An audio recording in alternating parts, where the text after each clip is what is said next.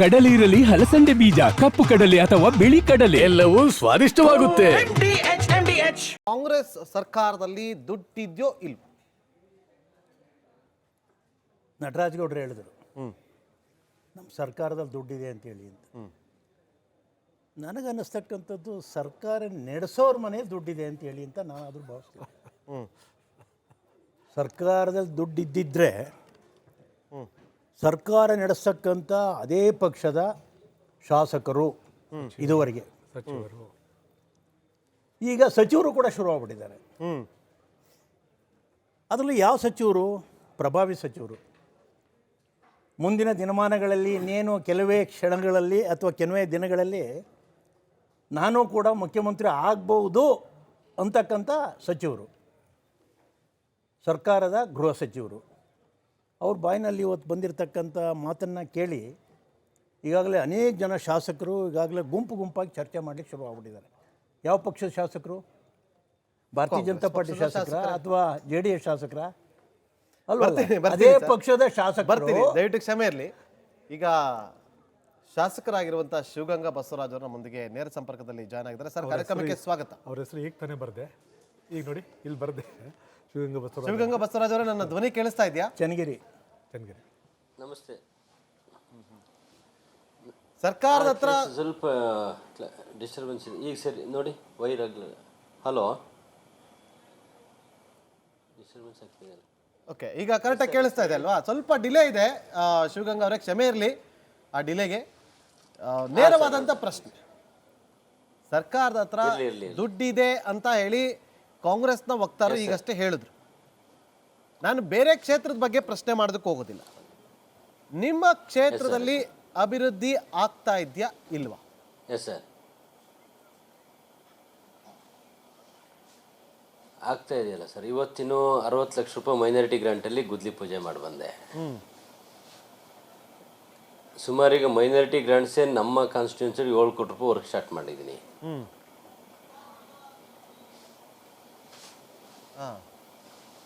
ಹಾಗಾದ್ರೆ ನಮ್ಮಲ್ಲಿ ಅನುದಾನ ಕೊಡ್ತೀನಿ. ನನ್ನಲ್ಲಿ 365 ಕೋಟಿನೂ ಸಹ ಈಗ ಸ್ಯಾಂಕ್ಷನ್ ಆಗಿದೆ. 42 ವಾಲ್ಯೂಮ್ ಕೊಡಿ.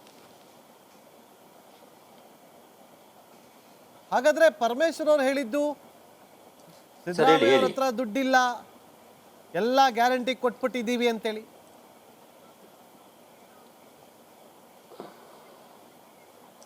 ಈಗ ಅದೇನಾಗ್ತದೆ, ಸ್ವಾಭಾವಿಕವಾಗಿ ನಮ್ಮಲ್ಲೂ ದಿನನಿತ್ಯ 108 ಗ್ರಾಂಟ್ಗಳು 108 ವಿಷಯಗಳು ತಗೊಂಡು ಜನಗಳು ಬರ್ತಾ ಇರ್ತಾರೆ. ಆ ಸಂದರ್ಭದಲ್ಲಿ ಮಾತಾಡಿದಿರೋ ಸಹಜವಾಗಿ ಮಾತಾಡಿರ್ತಾರೆ. ಯಾವ ರೀತಿಯಪ್ಪ ಅಂದ್ರೆ, ಈಗ ಯಾರು ಬಂದ್ರೆ ಎಲ್ಲಿದಾವ್ ಗ್ರಾಂಟ್ ಗ್ಯಾರಂಟಿ ಕೊಟ್ಟಿಲ್ಲ ಒಂದು ಆಡು ಭಾಷೆ ಮಾತಾಡಿದಾರೆ ಬಿಟ್ರೆ, ನಿಮಗೆ ಅಧಿಕಾರ ಕೊಟ್ಟಿರೋದು ಯಾಕೆ? ಮಾಡಿದ್ದೀನಲ್ಲ, ಸಿಕ್ಕಾಬಟ್ಟೆ ಮಾಡಿ. ನಿಮಗೆ ಅಧಿಕಾರ ಕೊಟ್ಟಿರೋದು ಯಾಕೆ? ಜನ ಏನಕ್ಕೆ ಅಧಿಕಾರ ಕೊಟ್ಟಿದ್ದಾರೆ ಹೇಳಿ? ಅವ್ರ ಸಮಸ್ಯೆಗಳನ್ನ ನಿಮ್ಮ ಹತ್ರ ಹೇಳ್ಕೊಳಕ್ಕೆ, ನಿಮ್ಮ ಹತ್ರ ಹೇಳ್ಕೊಳ್ತಾರೆ. ನೋಡಿ ನಮ್ಮ ಕಾನ್ಸ್ಟಿಟ್ಯೂನ್ಸಿಲಿ, ನಿಮ್ ಕಾನ್ಸ್ಟಿಟ್ಯೂನ್ಸಿಲಿ ಎಲ್ಲ ಸರಿಯಾಗಿದೆ. ಹಾಗಾದ್ರೆ ಸರ್, ಈಗ ಸ್ವಾಭಾವಿಕವಾಗಿ ಅದು ಒಂದು ರೂಢಿ ಮಾತು ಅಂತೀವಿ ನಾವು ಹಳ್ಳಿ ಭಾಷೆಲಿ, ರೂಢಿ ಭಾಷೆ. ರೂಢಿ ಭಾಷೆಲಿ ಕಾಮನ್ ಅದು ಮಾತಾಡಿರ್ತಾರೆ. ಅದನ್ನ ಬಿಟ್ಟರೆ ನನ್ನಲ್ಲೇ ಈಗ ಸುಮಾರು ಲಾಸ್ಟ್ ವೀಕ್ 16ನೇ ತಾರೀಕು ನಮ್ಮಲ್ಲೇ 1350 ಕೋಟಿ ಉದ್ಘಾಟನೆ ಮಾಡಿದ್ರು. ಮುಖ್ಯಮಂತ್ರಿಗಳು ಬಂದಿದ್ರು, ಉಪಮುಖ್ಯಮಂತ್ರಿಗಳು ಬಂದಿದ್ರು. ನಿನ್ನೆ ರಾಯಚೂರಲ್ಲಿ ಉದ್ಘಾಟನೆಗಳು ಮಾಡಿದ್ದಾರೆ, ಶಂಕುಸ್ಥಾಪನೆಗಳಾಗಿದೆ. ಈಗ ಅಭಿವೃದ್ಧಿ ಹಣ ಇಲ್ಲ ಅಂದ್ರೆ ಮಾಧ್ಯಮದವ್ರು ಬಿಡ್ತಾ ಇದ್ರೆ, ಸುಮ್ಮನೆ ಏನಾದ್ರು ಉದ್ಘಾಟನೆ ಮಾಡಿದ್ರೆ ನೀವು ಬಿಡ್ತಾ ಇದ್ರ? ಯಾವುದೇ ರೀತಿ ಆ ಥರ ಇಲ್ಲ. ಸಹಜವಾಗಿ ಶಾಸಕರುಗಳು ಮಂತ್ರಿಗಳು ಮಾತಾಡಿರೋದ್ರಲ್ಲಿ ರೂಢಿ ಭಾಷೆಯಲ್ಲಿ ಮಾತಾಡಿದಾರೆ ಬಿಟ್ಟರೆ ಯಾರು ಉದ್ದೇಶಪೂರ್ವಕ ಮಾತಾಡಿಲ್ಲ. ನಮ್ಮ ಕಾಗೆ ಸಾಹೇಬರು ಮಾತಾಡಿದ್ದಾರೆ, ಅವರು ಹೇಳಿದ್ದಾರೆ ನಾವು ಇದನ್ನು ಹೇಳ್ತಾ ಇಲ್ಲ, ಈ ಥರ ನಡೆದಿರೋ ಘಟನೆಗಳ ಬಗ್ಗೆ ಚರ್ಚೆ ಮಾಡ್ತಿದ್ದೀವಿ ಅಂತ ಹೇಳ್ತಾರೆ ಬಿಟ್ಟರೆ ಎಲ್ಲೂ ಸಹ ಅನುದಾನ ಅಭಿವೃದ್ಧಿ ಬಗ್ಗೆ ನಮ್ಗೆ ಯಾವುದೇ ರೀತಿಯ ಕೊರತೆ ಇಲ್ಲ. ಚರಂಡಿ ಹಾಕ್ಸೋಕ್ಕೂ ಕೂಡ ದುಡ್ಡಿಲ್ಲ ಅಂತ ಹೇಳಿದ್ದು ಬಿಜೆಪಿ ಅವರಲ್ಲ, ಕಾಂಗ್ರೆಸ್ನ ನಾಯಕರು. ನಾನೀಗ ಬೇರೆ ಕ್ಷೇತ್ರದ ಬಗ್ಗೆ ಮಾತಾಡ್ತಾ ಇದ್ದೀನಿ. ಎಸ್ ಸರ್, ಹೌದು. ಬಟ್ ನನ್ನ ಕಾನ್ಸ್ಟಿಟ್ಯೂನ್ಸಿಲಿ ಆ ಥರ ಯಾವುದೇ ವ್ಯತ್ಯಾಸಗಳಾಗಿಲ್ಲ. ಆಮೇಲೆ ನಾನು ಸಾಮಾನ್ಯವಾಗಿ ತಮಗೆಲ್ಲ ಗೊತ್ತಿದೆ, ನಮ್ಮ ಫಸ್ಟ್ ಟೈಮ್ ಗೆದ್ದಿರೋರು ನಾವು ವಾರ ಸೇರ್ತಾ ಇರ್ತೀವಿ, ತುಂಬ ಸ್ನೇಹಿತರ ಜೊತೆಗಿರ್ತೀವಿ. ಯಾರಲ್ಲೂ ಈ ಥರ ಮಾತುಗಳು ಕೇಳಿ ಬಂದಿಲ್ಲ. ಬಟ್ ಇವರು ಹಿರಿಯರು ಯಾವ ರೀತಿ ಮಾತಾಡಿದ್ದಾರೆ ಅನ್ನೋದನ್ನು ಅವರಲ್ಲಿ ಕೇಳಿದ್ರೆ ಉತ್ತಮ. ಬಟ್ ನಮ್ಮ ಪ್ರಕಾರ ಸರ್ಕಾರದ ಹಣನೂ ಇದೆ, ಅನುದಾನವೂ ಇದೆ, ಕೆಲಸಗಳು ನಡೀತಾ ಇದೆ, 5 ಗ್ಯಾರಂಟಿ ಸಹ ಅತ್ಯುತ್ತಮವಾಗಿ ನಡೆಸ್ಕೊಂಡು ಹೋಗ್ತಾ ಇದ್ದೀವಿ. ಸಚಿವರು ಇವತ್ತು ಶಾಸಕರನ್ನ ಭೇಟಿ ಮಾಡೋದೇ ಇಲ್ಲ. ಸಚಿವರ ಕರೆಗೆ ಸರಿಯಾಗಿ ಸ್ಪಂದಿಸೋದು ಇಲ್ಲ, ಹೌದಾ?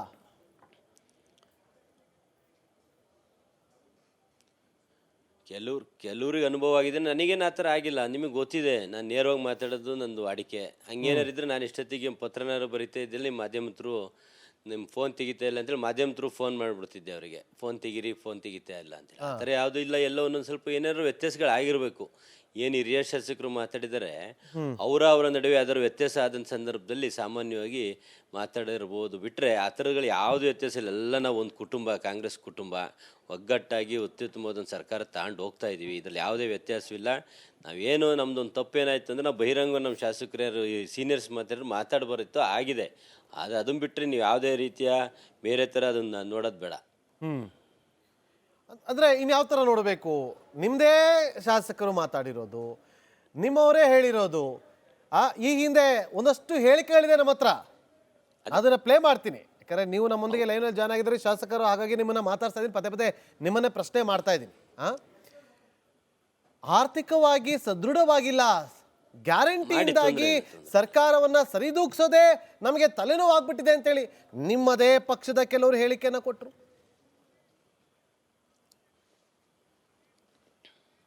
ಕೇವಲ ಇವತ್ತು ಗುದ್ದಲಿ ಪೂಜೆಗಳು ಮಾತ್ರ ಆಗ್ತಾ ಇದೆ, ಬೇರೆ ಏನು ಆಗ್ತಾ ಇಲ್ಲ. ಹೌದು ಸರ್, ಅವರು ಹೇಳಿಕೆ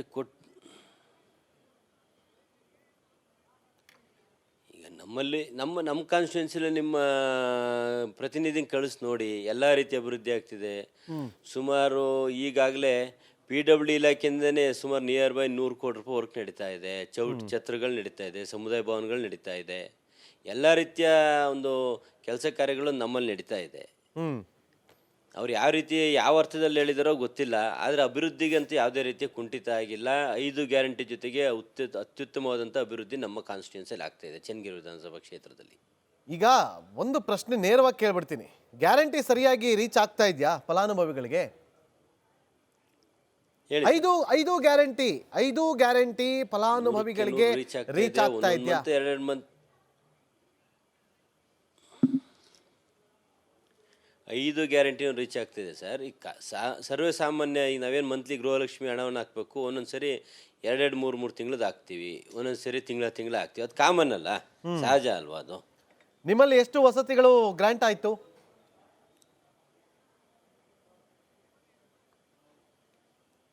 ನಮ್ಮಲ್ಲಿ ಹಳೆದೇ ಮನೆ 502 ಮನೆ ಇತ್ತು. ಅದ್ರ ಜೊತೆಗೆ ಸ್ಲಮ್ ಬೋರ್ಡಲ್ಲಿ ನಾವು ಸುಮಾರು 700 ಮನೆಗಳನ್ನ ಈಗಾಗಲೇ ಸ್ಲಮ್ ವತಿಯಿಂದನೂ ಕಟ್ತಾ ಇದ್ದೀವಿ. ಅದ್ರ ಹಿಂದೆ 502 ಮನೆ ಇತ್ತು. ಅದಕ್ಕೆ ಕೆಲವು ಮನೆಗಳು ಬಳಕೆ ಆಗದೇ ಒಂದು 200 ಮನೆ ವಾಪಸ್ಸು ಹೋಗಿದೆ. ಈಗ ನಾನು ಮನವಿನೂ ಮಾಡಿದ್ದೀನಿ, ಮನೆಗಳು ಬೇಕು ಅಂತೇಳಿ ಕೊಡ್ತೀನಿ ಅಂತ ಲಿಸ್ಟು ಮಾಡಿದ್ದಾರೆ. 1000 ಮನೆ ಕೇಳಿದ್ದೀನಿ. ಓಕೆ ಶಿವಗಂಗಾ ಅವರೇ, ಹಾಗೆ ಸಂಪರ್ಕದಲ್ಲಿ ದಯವಿಟ್ಟು ನಿಮ್ಮನ್ನ ಮತ್ತೆ ನಾನು ಮಾತಾಡ್ಸ್ತಾ ಹೋಗ್ತೀನಿ. ದೇವರಾಜ್ ಸರ್ನ ಮಾತಾಡ್ತೀನಿ. ದೇವರಾಜ್ ಅವರೇ, ಇವತ್ತು ನಟರಾಜ್ ಅವರು ಹೇಳಿದ್ರು ದುಡ್ಡಿದೆ ಅಂತೇಳಿ, ಶಾಸಕರು ಹೇಳ್ತಿದ್ದಾರೆ ಅಭಿವೃದ್ಧಿ ಆಗ್ತಾ ಇದೆ ಅಂತೇಳಿ, ಜನ ನೋಡ್ತಿದ್ದಾರೆ, ರಾಜ್ಯದ ಜನ ನೋಡ್ತಿದ್ದಾರೆ. ನಮ್ಮ ಕ್ಷೇತ್ರದಲ್ಲಿ ಇವತ್ತಾನೇ ಗುದ್ಲಿ ಪೂಜೆ ಮಾಡಿದ್ವಿ ಅಂತ ಹೇಳ್ತಿದ್ದಾರೆ. ಈಗ ಶ್ರೀಯುತ ನಟರಾಜ್ ಗೌಡ ಹೇಳಿದ್ದನ್ನು ನಾನು ಬಹುಶಃ ಒಂದು ಭಾಗಶಃ ನಾನು ಒಪ್ಪಿಗೆ ಕೊಡಲಿಕ್ಕೆ ನಾನು ಇಷ್ಟಪಡ್ತೀನಿ. ಯಾಕೆ ಅಂತಂದರೆ ಸರ್ಕಾರ ಬಂದು ಕೇವಲ 2 ವರ್ಷ ಆಗಿದೆ, ಇಲ್ಲಿಗೆ ಕೇವಲ 2 ವರ್ಷ ಆಗಿರತಕ್ಕಂಥದ್ದು. ಸರ್ಕಾರ ಇವತ್ತು ರಾಜ್ಯದ ಜನರ ಮೇಲೆ ತೆರಿಗೆ ಹಾಕಿ ಅದು ಸಾಲ ಮಾಡಿರ್ತಕ್ಕಂಥದ್ದು 3,05,000 ಕೋಟಿ. 3,05,000 ಕೋಟಿಯನ್ನು ಇವತ್ತಿನ ದಿವಸ ಕೇವಲ 2 ವರ್ಷಕ್ಕೆ ಹಾಕಿರ್ತಕ್ಕಂಥದ್ದು. ಇನ್ನು 3 ವರ್ಷದ ಗತಿ ಏನಾಗುತ್ತೋ ಗೊತ್ತಿದ್ದಿಲ್ಲ. ಇದು ಒಂದು ಕಡೆ ಆಯಿತು, ದುಡ್ಡು ಅಲ್ಲಿಂದ ಬಂದಿದೆ, ಒಂದಾಯಿತು. ಎರಡನೇದಾಗಿ ಏನಾಗಿದೆ, ಇವು ಗ್ಯಾರಂಟಿಗಳು ಕೊಡಲಾಗೆ 52,000 ಕೋಟಿ ಅಂತ ಹೇಳಿ ಶ್ರೀಯುತ ನಟರಾಜ್ ಗೌಡ ಹೇಳಿದ್ರು, ಕರೆಕ್ಟ್, ಅದು ಒಪ್ಪುವಂಥದ್ದು. ಆದರೆ 52,000 ಕೋಟಿಯನ್ನು ಒದಗಿಸ್ಲಿಕ್ಕೋಸ್ಕರ ಇವ್ರು ಏನು ಮಾಡಿದ್ದಾರೆ, ಇವತ್ತಿಗೆ ಆ್ಯಸ್ ಆನ್ ಡೇಟ್ಗೆ ಜನಗಳ ಮೇಲೆ 2 ವರ್ಷದಲ್ಲಿ ಹಾಕಿರ್ತಕ್ಕಂಥ ತೆರಿಗೆ 56,000 ಕೋಟಿ. ದಯವಿಟ್ಟು ಇದನ್ನು ಅಂಡರ್ಲೈನ್ ಮಾಡ್ಕೋಬೇಕು. ಇವರು ಬಂದಿರತಕ್ಕಂತಹ ಹೊಸ ತೆರಿಗೆ 2 ವರ್ಷದಲ್ಲಿ ಹಾಕಿರ್ತಕ್ಕಂಥದ್ದು 56,387 ಕೋಟಿ ಹಾಕಿರ್ತಕ್ಕಂಥದ್ದು. ಅಂದರೆ ಗ್ಯಾರಂಟಿ ಹಣ ಅಲ್ಲಿ ಬಂದೋಯ್ತು ಅಂತ ಆಯ್ತು ಅಲ್ಲಿಗೆ. ಅದ್ರ ಜೊತೆಗೆ 3,05,000 ಕೋಟಿ ಇರಬೇಕು, ಪ್ಲಸ್ ತೆರಿಗೆ ಇರಬೇಕು. ಆದರೆ ದುಡ್ಡು ಇಲ್ಲಿದೆ ಅಂತಕ್ಕಂಥದ್ದು ಕಣ್ಣು ಕಾಣಿಸ್ತಿದೆ. ಆದರೆ ಯಾಕೆ ಅಭಿವೃದ್ಧಿ ಕೆಲಸ ಆಗ್ತಿಲ್ಲ? ಬೆಂಗಳೂರು, ಇವಾಗ ನಾನು ದೂರ ಹೋಗೋದಲ್ಲ, ಅವ್ರು ಹೇಳಲಿ, ಅವ್ರು ಹೇಳಲೇಬೇಕು. ಯಾಕಂದ್ರೆ ಆಡಳಿತ ಪಕ್ಷದ ಶಾಸಕರು ಅವ್ರದನ್ನ ಅವ್ರು ಬಿಟ್ಕೊಡೋಗೆಲ್ಲ ಹೇಳ್ತಾರೆ. ಆ ರೀತಿ ಏನಾರು ಹೋಗಿದ್ರೆ ಬೆಂಗಳೂರು ನಗರದ 28 ಕ್ಷೇತ್ರದಲ್ಲಿ ಏನು ನಡೀತಾ ಇದೆ? ಗುಂಡಿ ಇಲ್ಲದೆ ಇರತಕ್ಕಂಥ ಒಂದೇ ಒಂದು ರಸ್ತೆನ ಬೆಂಗಳೂರು ನಗರದಲ್ಲಿ ತೋರಿಸಿ ನೋಡೋಣ. ಬೇಡಿ, ನನ್ನ ಕಾನ್ಸ್ಟಿಟ್ಯೂನ್ಸಿಗೆ ಹೋಗೋಣ. ನಮ್ಮ ಊರಿಗೆ ಹೋಗೋಣ. ಈಗ ಅಣ್ಣ ಎಲ್ಲ ಕುಳ್ತಿದ್ದಾರೆ, ಅವ್ರಿಗೆ ನಮ್ಮದು ಎಲ್ಲ ಒಂದೇ ಕಾನ್ಸ್ಟಿಟ್ಯೂನ್ಸಿ, ಪಕ್ಕದ್ದು. ಏನಾಗಿದೆ ಅಲ್ಲಿ ಸ್ಥಿತಿಗತಿಗಳು ಅಂತಕ್ಕಂಥದ್ದು ನಮಗೆ ಗೊತ್ತಿರುವಂಥ ಚಿತ್ರ. ಈಗ ಇದಿಷ್ಟೇ ಅಲ್ಲ, ನಮಗೇನಾಗ್ತಿದೆ, ಇವತ್ತಿನ ದಿವಸ ಕಾಂಗ್ರೆಸ್ ಸರ್ಕಾರ ಬಂದು ಎಷ್ಟರ ಮಟ್ಟಿಗೆ ಇವತ್ತಿನ ದಿವಸ ಬಂದಿರತಕ್ಕಂತಹ ರಾಜ್ಯದಲ್ಲಿ ಶೇಖರಣೆ ಆಗಿರ್ತಕ್ಕಂತಹ ಈ ಹಣವನ್ನು ಯಾವ ರೀತಿ ಭ್ರಷ್ಟಾಚಾರಕ್ಕೆ ಉಪಯೋಗಿಸ್ಕೊತಿದ್ದಾರೆ ಅನ್ನೋದಕ್ಕೆ ಒಂದೇ ಒಂದು ಉದಾಹರಣೆ ಕೊಡ್ತೀನಿ. ಇವತ್ತು ನೋಡಿ, 2 ವರ್ಷದ ಅವಧಿಯಲ್ಲಿ ನಮ್ಮ ರಾಜ್ಯದಲ್ಲಿ ಇವತ್ತಿನ ದಿವಸ 20 ವಿವಿಧ ಸಮುದಾಯಗಳ ಅಭಿವೃದ್ಧಿ ನಿಗಮ ಇದೆ. ಬೇರೆ ಬೇರೆ ಜನಾಂಗಗಳ 20 ಅಭಿವೃದ್ಧಿ ನಿಗಮಗಳು ಇವೆ. ಅವಕ್ಕೆ ಎಲ್ಲೂ ಸಹ 25 ಕೋಟಿ ಮೇಲೆ ಎಲ್ಲೂ ಯಾರಿಗೂ ದುಡ್ಡು ಕೊಟ್ಟಿದ್ದಿಲ್ಲ. ಆದರೆ ವಾಲ್ಮೀಕಿ ಅಭಿವೃದ್ಧಿ ನಿಗಮಕ್ಕೆ 187 ಕೋಟಿ ಕೊಟ್ಟರು. ಈ 2 ವರ್ಷದ ಅವಧಿಯಲ್ಲಿ ಯಾವುದೇ ನಿಗಮಕ್ಕೆ 25 ಕೋಟಿ ಮೇಲೆ ಯಾರಿಗೂ ಕೊಟ್ಟಿಲ್ಲ. ಆದರೆ ಕೊಟ್ಟಿರ್ತಕ್ಕಂಥದ್ದು ವಾಲ್ಮೀಕಿ ಅಭಿವೃದ್ಧಿ ನಿಗಮಕ್ಕೆ. ಅಲ್ಲೇ ಹಗರಣ ಆಗುತ್ತೆ. ಹಗರಣ ಆಗೋದಲ್ಲಿ ನೇರವಾಗಿ ಟ್ರೆಜರಿಯಿಂದ ಡ್ರಾ ಮಾಡಿ ಬೇರೆ ಬ್ಯಾಂಕ್ಗೆ ಕಾನೂನು ಬಾಹಿರವಾಗಿ ಡ್ರಾ ಮಾಡಿ ಅದನ್ನು ತೆಗೆದು ಆಂಧ್ರ ಕಳಿಸಿ, ಆಂಧ್ರದಿಂದ ಬಳ್ಳಾರಿ ಶಾಸಕರ ಕ್ಷೇತ್ರಗಳಲ್ಲಿರ್ತಕ್ಕಂಥ ಜನರಿಗೆ ತಲುಪೋ ರೀತಿ ಮಾಡ್ತಾರೆ. ಇದು ಭ್ರಷ್ಟಾಚಾರದ ಅತಿರೇಕಕ್ಕೆ ಒಂದು ಉದಾಹರಣೆ. 2ನೇ ಉದಾಹರಣೆ ನಿಮಗೆ ಕೊಡ್ತೀನಿ. ಇವತ್ತೇನಾಗಿದೆ, ನೀವು ಯಾವ ರೀತಿ ನಮ್ಮ ತೆರಿಗೆ ಹಣವನ್ನು ಇವರು ಭ್ರಷ್ಟಾಚಾರಕ್ಕೆ ಬಳಸಿದ್ದಾರೆ ಅಂತಕ್ಕಂಥದ್ದಕ್ಕೆ ಒಂದೇ ಒಂದು. ಇವತ್ತು 36,700 ಮನೆಗಳನ್ನು ಇವರು ಕಟ್ಟಿದ್ದಾರೆ, ಹಂಚಿಕೆ ಮಾಡಿದ್ದಾರೆ ಅಂತಕ್ಕಂಥದ್ದನ್ನು ಶ್ರೀಯುತ ಜಮೀರ್ ಅವರು ಅದನ್ನು ಹೇಳ್ತಿದ್ದಾರೆ. ಮಾಡಿರ್ತಕ್ಕಂಥದ್ರಲ್ಲಿ ಯಾವ ರೀತಿ ಮಾಡಿದ್ರು, ಅಲ್ಲಿರ್ತಕ್ಕಂಥ ಶಾಸಕರ ಶಿಫಾರಸಿನ ಪತ್ರದ ಮೇರೆಗೆ ಹಂಚಿಕೆ ಆಗಿದ್ದಿಲ್ಲ, ಪಂಚಾಯಿತಿಯ ಅಧ್ಯಕ್ಷರ ಶಿಫಾರಸಿನ ಮೇರೆಗೆ ಹಂಚಿಕೆ ಆಗಿದೆ. ಅದೇ ಇವತ್ತಿನ ದಿವಸ ದೊಡ್ಡ ವಿಚಾರ ಆಗಿರ್ತಕ್ಕಂಥದ್ದು. ಹಂಚಿಕೆ ಆದ ಮೇಲೆ ಪಂಚಾಯಿತಿ ಅಧ್ಯಕ್ಷರು ಆ ಊರಿನಲ್ಲಿ ಕುಳಿತುಕೊಂಡು ಪಂಚಾಯಿತಿ ವ್ಯಾಪ್ತಿಯಲ್ಲಿರ್ತಕ್ಕಂಥವ್ರನ್ನ ಕರೆಸಿ ಒಂದೊಂದು ಮನೆಗೆ 10,000ದಿಂದ 30,000ವರೆಗೂ ಆಗುತ್ತೆ. ನೀವೇ ಅದನ್ನು ಮನೆ ತೋರಿಸಿದ್ರು ಚಾನಲಲ್ಲಿ, ನಾನು ನೋಡ್ತಾ ಇದ್ದೆ. ಜನಗಳು ಮಾತನಾಡ್ತಿರ್ತಕ್ಕಂಥದ್ದು, ಪಂಚಾಯಿತಿ ಅಧ್ಯಕ್ಷರು ಪಂಚಾಯಿತಿ ಮೆಂಬರ್ಸ್ ಕುಳಿತಿರ್ತಕ್ಕಂಥದ್ದನ್ನು ಸ್ಪಷ್ಟವಾಗಿ ಲೈವಲ್ಲಿ ತೋರಿಸಿದ್ರಿ. ರಾಜ್ಯದ ಜನತೆ ಕುಳಿತುಕೊಂಡು ನೋಡಿದ್ರು ಅದನ್ನು. 10,000ದಿಂದ 30,000 ಒಂದು ಮನೆಗೆ ಇವತ್ತಿನ ದಿವಸ ಭ್ರಷ್ಟಾಚಾರ ನಡೀತಿದೆ. ಅದಕ್ಕೆ ಹೊಣೆ ಯಾರು? ವಾಲ್ಮೀಕಿ ಅಭಿವೃದ್ಧಿ ನಿಗಮದಲ್ಲಿ ಭ್ರಷ್ಟಾಚಾರ ಆದರೆ ಶ್ರೀಯುತ ನಾಗೇಂದ್ರ ಅವರು ಹೊಣೆ ಅಲ್ಲ. ಮೂಡಾದಲ್ಲಿ ಭ್ರಷ್ಟಾಚಾರ ಆದರೆ ಮುಖ್ಯಮಂತ್ರಿಗಳು ಮತ್ತು ಅಲ್ಲಿನ ನಗರಾಭಿವೃದ್ಧಿ ಸಚಿವರು ಹೊಣೆ ಅಲ್ಲ. ಈಗ ವಸತಿ ಸಚಿವರ ಇಲಾಖೆಯಲ್ಲಿ ಭ್ರಷ್ಟಾಚಾರ ಆದರೆ ವಸತಿ ಸಚಿವರು ಇದಕ್ಕೆ ಹೊಣೆ ಅಲ್ಲ. ಈಗ ಇನ್ನೂ ಮುಂದೆ ಹೋಗಿ ಏನಾಗಿದೆ, ಬಹುದೊಡ್ಡ ಇವತ್ತು ನಿಮ್ಮ ಚಾನಲ್ನಲ್ಲಿ ಈ ವಿಷಯವನ್ನು ಬ್ರೇಕ್ ಮಾಡ್ತಿದ್ದೀನಿ. ದಯವಿಟ್ಟು ನನ್ನ ಕಾಂಗ್ರೆಸ್ ವಕ್ತಾರರು ಇದಕ್ಕೆ ಉತ್ತರವನ್ನು ಕೊಡಬೇಕು. ಇವತ್ತೇನು ಅಲ್ಪಸಂಖ್ಯಾತರ ಪ್ರಶ್ನೆ ಅದೇ ಆಗಿತ್ತು. 650 ಕೋಟಿ ರೂಪಾಯಿ ಬಗ್ಗೆ ರಾಜ್ಯಪಾಲರಿಗೆ ನೀವು ದೂರನ್ನ ಕೊಟ್ಟಿದ್ದೀರಿ. 650 ಅಲ್ಲ, 850 ಹೇಳ್ತೀನಿ ಕೇಳಿ. 800 ನಿಮಗೆ ನನ್ನ ಲೆಕ್ಕ ಹಾಕೊಂಬಂದೆ ಇವತ್ತು. ಅದು ಸಹ ಸ್ವಲ್ಪ ಮಾಹಿತಿ ವ್ಯತ್ಯಾಸ ಆಯಿತು. 861.83 crores. ಹೇಗೆ ನಾನು ಹೇಳ್ತೀನಿ ಕೇಳಿ. ನಮ್ಮ ರಾಜ್ಯದಲ್ಲಿ ಏನಾಗಿದೆ, 23-24ರ ಒಂದು ಇದರಲ್ಲಿ ಸಾಲಿನಲ್ಲಿ ಏನಾಯಿತು, ಮಾನ್ಯ ಮುಖ್ಯಮಂತ್ರಿಗಳೇನು ಮಾಡಿದ್ರು, 1,000 ಕೋಟಿ ರೂಪಾಯಿಗಳನ್ನು ಏನು ಅಲ್ಪಸಂಖ್ಯಾತರ ಕಾಲೋನಿಗಳು, ಬಹಳಷ್ಟು ಹಿಂದುಳಿದಿರ್ತಕ್ಕಂಥ ಕಾಲೋನಿಗಳಲ್ಲಿ ಅಭಿವೃದ್ಧಿ ಕೆಲಸ ಮಾಡಲಿಕ್ಕೋಸ್ಕರ ಅನುಮೋದನೆಯನ್ನು ಕೊಟ್ಟಿದ್ದಾರೆ. ಅದ್ರ ಬಗ್ಗೆ ತಕರಾರಿದ್ದಿಲ್ಲ. ಆದರೆ ಏನಾಗುತ್ತೆ, ಅದನ್ನು ಮಾಡಿದಂಥದ್ದು ಎಷ್ಟೊತ್ತಿಗೆ 3 ವರ್ಷದ ಅವಧಿಗೆ ಮಾಡ್ತಾರೆ. 3 ವರ್ಷದ ಅವಧಿಗೆ ಮಾಡ್ತಾರೆ ಅಂದ್ರೆ ಏನು, 3 ವರ್ಷ 24 ಅಂದರೆ 27ವರೆಗೂ ಆ ಯೋಜನೆ ಚಾಲ್ತಿಯಲ್ಲಿದೆ.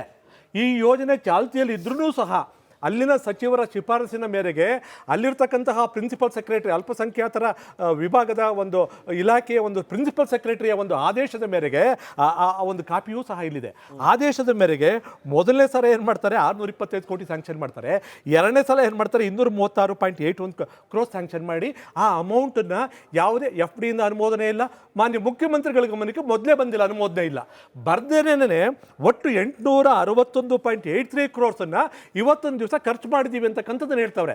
ಈಗಾಗಲೇ ಚಾಲ್ತಿಯಲ್ಲಿರ್ತಕ್ಕಂತಹ ಒಂದು ಯೋಜನೆಯಲ್ಲಿ 1,000 ರೂಪಾಯಿ ಇನ್ನೂ ವೆಚ್ಚ ಆಗಿಲ್ಲದೆ ಇದ್ದಾಗ ನೀವು ಇದನ್ನು FD ಅನುಮೋದನೆ ಇಲ್ಲದೆ, ಮುಖ್ಯಮಂತ್ರಿಗಳ ಅನುಮೋದನೆ ಇಲ್ಲದೆ ಹೇಗೆ ದಿವಸ ಇದನ್ನು ಖರ್ಚು ಮಾಡಿದ್ರಿ? ಅದೇ ಕೆಲಸಕ್ಕೆ, ಯಾವ ಕೆಲಸಕ್ಕೆ, ಯಾವ ಯೋಜನೆ ನಿಗದಿ ಮಾಡಿದ್ರು, ಯಾವ ಯೋಜನೆಗೆ ಅನುಮತಿ ಕೊಟ್ಟಿದ್ರು, ಆ ಯೋಜನೆಗೆ ಅಡಿಷನಲ್ ಆಗಿ ಹೇಗೆ ನೀವು ಮಾಡಿದ್ರಿ? ದುಡ್ಡು ತಿನ್ನೋ ದರಿದ್ರ ಬಂದಿಲ್ಲ ಅಂತ ಆ ಹೇಳಿದ್ರು. ದರಿದ್ರ ಸ್ಥಿತಿ, ದಯನೀಯ ಸ್ಥಿತಿ ಇವತ್ತಿನ ದಿವಸ ಕಾಂಗ್ರೆಸ್ ಪಕ್ಷಕ್ಕೆ ಬಂದಿದೆ. ಅಷ್ಟು ಮಟ್ಟಿಗೆ ಭ್ರಷ್ಟಾಚಾರ ಇಲ್ಲ. ಅಲ್ಲ, ಸಚಿವರೇ ಅದು ಸಾಬೀತು ಅಲ್ಲ. ದಯವಿಟ್ಟು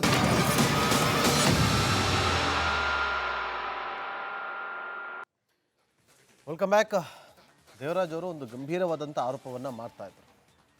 ಅಲ್ಪಸಂಖ್ಯಾತ ನಿಗಮದಲ್ಲಿ ಇದ್ದಂಥ, ಅಭಿವೃದ್ಧಿ ನಿಗಮದಲ್ಲಿ ಇದ್ದಂಥ ಹಣ ಏನಾಯ್ತು, ಯಾರಿಗೂ ಗೊತ್ತಿಲ್ಲದಂಗೆ ಅದು ಹೆಂಗೆ ಬಳಕೆ ಆಯಿತು ಅಂತೇಳಿ. ಸರ್ ಪ್ಲೀಸ್ ಕಂಟಿನ್ಯೂ ಮಾಡಿ, ಒಂದು 20 ಸೆಕೆಂಡ್ ಪ್ಲೀಸ್.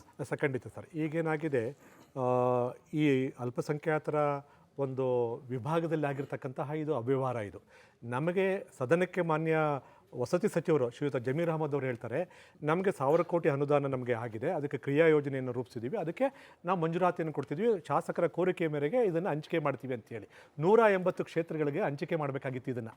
ಆದರೆ ಇಲ್ಲಾಗಿರ್ತಕ್ಕಂಥದ್ದು ಅದು 2,700ವರೆಗೂ ಇದೆ, 2,700ವರೆಗೂ ಇದೆ. ಹಾಗಾಗಿ ಇದನ್ನು ಒಂದು ಕಡೆ ಇಟ್ಕೊಳ್ಳಿ. ಇನ್ನು ಮಧ್ಯದಲ್ಲಿ ಏನು ಮಾಡಿದ್ದಾರೆ, ಮಾನ್ಯ ಮುಖ್ಯಮಂತ್ರಿಗಳ ಅನುಮೋದನೆ ಇಲ್ಲದೆ, FDA ಅನುಮೋದನೆ, ಆರ್ಥಿಕ ಇಲಾಖೆಯ ಅನುಮೋದನೆ ಇಲ್ಲದೆ ಸರಿಸುಮಾರು 861 ಕೋಟಿ ರೂಪಾಯಿ ಇವತ್ತಿನ ದಿವಸ ಡ್ರಾ ಮಾಡಿಬಿಟ್ಟಿದ್ದಾರೆ. ಇದಕ್ಕೆ ನೇರ ಹೊಣೆ ಮಾನ್ಯ ವಸತಿ ಸಚಿವರು ಮತ್ತು ಆ ಇಲಾಖೆಯ ಪ್ರಿನ್ಸಿಪಲ್ ಸೆಕ್ರೆಟರಿ ಮತ್ತು ಅವರ ಆಪ್ತ ಕಾರ್ಯದರ್ಶಿ. ಇದಕ್ಕೆ ನೇರವಾಗಿ ಹೊಣೆ ಹೊತ್ತು ಇವತ್ತಿನ ದಿವಸ ರಾಜೀನಾಮೆ ಇಷ್ಟೊಳಗಡೆ ಕೊಡಬೇಕಾಗಿತ್ತು. ಹೊಡೆದೇನೆ ಇವತ್ತಿನ ದಿವಸ ಒಂದು ಆಗ್ತಿದೆ. ಈಗ ಇದನ್ನು ಒಂದು ಕಡೆ ಇಟ್ಕೊಳ್ಳಿ ಸರ್. ಇವತ್ತು ನಾವೆಲ್ಲರೂ ಸಹ ಇನ್ಕ್ಲೂಡಿಂಗ್ ಎಲ್ಲರೂ ನಾವು ವಿರೋಧ ಪಕ್ಷದವರು ಆಪಾದನೆ ಮಾಡ್ತಾನೆ ಇದ್ದೀವಿ. ನಮ್ಮ ಯಾವುದೇ ಆಪಾದನೆಗಳ ಮಾತುಗಳು ಲೆಕ್ಕಕ್ಕೆ ಇಟ್ಕೋತಾ ಇಲ್ಲ. ಆದರೆ ಅದೇ ಪಕ್ಷದ ಸಚಿವರು ಮೊದಲನೇ ಬಾರಿಗೆ ಸರ್ಕಾರ ಒಂದು 3 ತಿಂಗಳಿಗೆ 36 ಜನ ಲೆಟರ್ ಕೊಟ್ಟರು. ಇದೇ ನಮ್ಮ ಶ್ರೀಯುತ ನಟರಾಜ್ ಗೌಡ್ರು ಹೇಳಿದ್ರು ಅದು ನಕಲಿ ಅಂತ ಹೇಳಿದ್ರು. ಇವತ್ತಿನವರೆಗೂ ರಿಪಬ್ಲಿಕ್ ಟಿವಿಗೆ ಆಗಲಿ ರಾಜ್ಯದ ಜನತೆಗೆ ಆಗಲಿ ಒರಿಜಿನಲ್ ಯಾವುದು ಅಂತ ತೋರಿಸ್ತಿಲ್ಲ. 36 ಜನ ನಾವು ಅನುದಾನ ತರಬೇಕಾದ್ರೆ ಕಮಿಷನ್ ಕೊಡಬೇಕು, ಸ್ವಜನ ಪಕ್ಷಪಾತ ಆಗ್ತಿದೆ ಅಂತ ಅವತ್ತಿನಿಂದ ಪ್ರಾರಂಭ ಆಯಿತು. ಶ್ರೀಯುತ ರಾಯರೆಡ್ಡಿ ಅವರು ಹೇಳ್ತಾರೆ ಕರ್ನಾಟಕ ಭ್ರಷ್ಟಾಚಾರದಲ್ಲಿ ನಂಬರ್ 1 ಅಂತ ಹೇಳ್ತಾರೆ. ಸರ್, ಎಲ್ಲದಕ್ಕಿಂತ ಹೆಚ್ಚಿಗೆ ಏನು ಗೊತ್ತಾ, ನನ್ನ ಕರ್ನಾಟಕದಲ್ಲಿ ನೋಡಿರ್ತಕ್ಕಂಥದ್ದು ಅಣ್ಣಂಗೆ ಚೆನ್ನಾಗಿ ಗೊತ್ತು. ಒಬ್ಬ ಸಭ್ಯ ರಾಜಕಾರಣಿ ಇದ್ದಾರೆ, NY ಗೋಪಾಲಕೃಷ್ಣ ಅಂತ. ಎಂಥ ವ್ಯಕ್ತಿ ಅಂತಂದರೆ ಯಾವುದೇ ಕಾರಣಕ್ಕೂ ಅಂಥ ಸಭ್ಯ ರಾಜಕಾರಣಿನ ನಾನು ಯಾವುದೇ ಪಕ್ಷ ಆಗಿರಲಿ ನಾನು ಒಪ್ಕೋತೀನಿ ಅದನ್ನು. NY ಗೋಪಾಲಕೃಷ್ಣ ಅಂತ, ಯಾಕೆಂದರೆ ಅವ್ರ ಮನೆತನ ಇದೆಯಲ್ಲ NY ಹನುಮಂತಪ್ಪನವರು ಅಂತೇಳಿ, ಒಳ್ಳೆ ದೊಡ್ಡ ಮನೆತನ ಅದು. ಆ ಮನೆತನದಿಂದ ಬಂದಂಥ ವ್ಯಕ್ತಿ ಸಭ್ಯ ರಾಜಕಾರಣಿ. ಆ ವ್ಯಕ್ತಿ ಎಂದು ಮಾತನಾಡದೇ ಇರತಕ್ಕಂಥವ್ರು ನಾನು ಅಭಿವೃದ್ಧಿ ಮಾಡ್ಲಿಕ್ಕೆ ಆಗ್ತಿದ್ದಿಲ್ಲ, ನಾನು ಶಾಲೆ ಕಟ್ಸೋಕ್ಕಾಗಲಿಲ್ಲ ಅಂತ ಕಣ್ಣೀರಾಗ್ತಿದ್ದಾರೆ ಪಬ್ಲಿಕಲ್ಲಿ. ಆದರೂ ಇವತ್ತಿನ ದಿವಸ ಮಂತ್ರಿಗಳು ಇವತ್ತಿನ ದಿವಸ ಡಿಫೆಂಡ್ ಮಾಡ್ಕೋತಾರೆ ಅಂತಂದರೆ ನಿಜಕ್ಕೂ ಈ ಸರ್ಕಾರ ಲಜ್ಜೆಗೆಟ್ಟ ಸರ್ಕಾರ ಅಂತಕ್ಕಂಥದ್ದು ನನಗೆ ಅನಿಸ್ತಿದೆ. ಈಗ ನೋಡ್ರಿ, ವಸತಿ ಇಲಾಖೆಯಲ್ಲಿ ಎಲ್ಲಾ ಕ್ಷೇತ್ರಗಳಿಗೆ ಅನುದಾನ ಕೊಟ್ಟು ಅಲ್ಪಸಂಖ್ಯಾತರ ಕೇರಿಗಳಿಗೆ ಅಭಿವೃದ್ಧಿ ಆಗಬೇಕು ಅಂತ ಬಿಟ್ಟಿರುವಂಥದ್ದು ನೋಡಿ.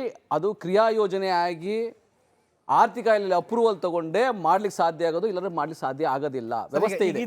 ಇದಕ್ಕೆ ಬನ್ನಿ. ವ್ಯವಸ್ಥೆ ಇದೆ. ಯಾವುದು ವಿಚಾರವಾಗಿ? ನಂಬರ್ 1. ನಂಬರ್ 2, ವಸತಿ ಇಲಾಖೆಯಲ್ಲಿ ಆಮೇಲೆ ಭ್ರಷ್ಟಾಚಾರ ಆಗಿದೆ. 10,000 ಕೊಟ್ರೆ 20,000 ಕೊಟ್ರೆ ಮಾತ್ರ ಮನೆ ಅನ್ನೋದ್ರ ಬಗ್ಗೆ ಮಾತಾಡ್ತೀನಿ. ಈಗ ಅಧಿಕಾರ ವಿಕೇಂದ್ರೀಕರಣ ಶುರು ಮಾಡ್ತೀನಿ.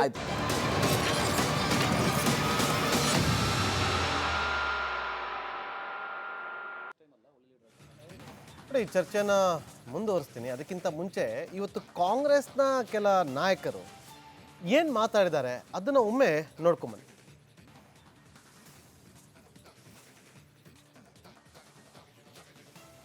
ನಾನು ML ಆಗಿದ್ಕೊಂಡು ನಮ್ಮ ಗ್ರಾಮಗಳಲ್ಲಿ ಒಂದು ಚರಂಡಿ ಮಾಡೋಕ್ಕಾಗ್ತಾ ಇಲ್ಲ, ನನಗೆ ಒಂದು ರಸ್ತೆ ಮಾಡೋಕ್ಕಾಗೋದಿಲ್ಲ, ಯಾವುದಾದ್ರೂ ಒಂದು ಒಳ್ಳೆ ದೂರದ ಒಂದು ಕಣ್ಣಿಗೆ ಕಾಣ್ತಕ್ಕಂಥ ಒಂದು ಶಾಲೆ ಕಟ್ಟಕ್ಕಾಗಲ್ಲ.